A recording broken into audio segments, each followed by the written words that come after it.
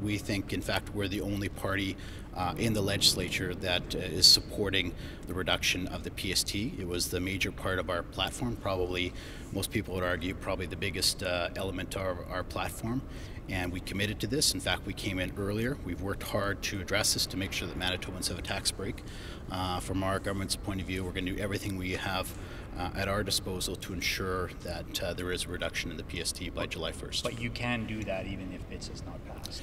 Well, depends on a whole number of things. Depends on what stalling happens with opposition.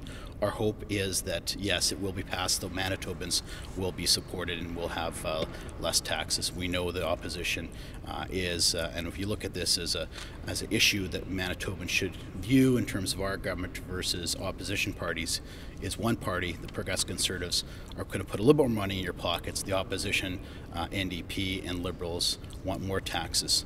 We know that other jurisdictions, the federal government is introducing a carbon tax. We think that Manitobans are taxed to the max, and we want to make sure that Manitobans are supported and have a little bit more money in their pockets come July 1st. But you can drop the tax though without BITS. I mean, that's what we're looking for clarity on, and that's what Manitobans, I think, are looking for clarity on right now. Even if BITS doesn't pass by July 1st, your government has the ability to lower the tax, and will you? Technically, that is right.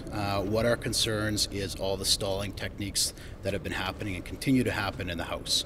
So we want to make sure that stalling tactics don't happen. We want to make sure that that Manitobans who are taxed to the max have a bit of a tax break as of July 1st.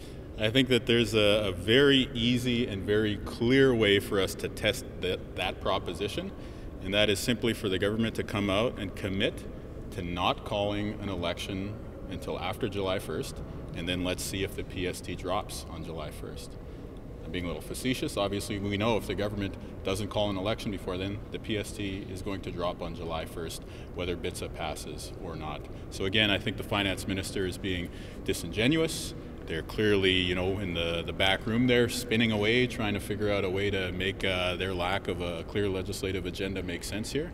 But again, let's have the Premier come out and say we're not going to go to the polls before the summertime, and then Manitobans will see that that PST is going to drop. Do you think they're laying the groundwork to go to the polls, saying you're putting the PST at risk? Well, I think the Premier's charm offensive yesterday fell a little flat, and now fielding's being sent out here to try Plan B. So yeah, I do think they're trying to lay the groundwork for an early election.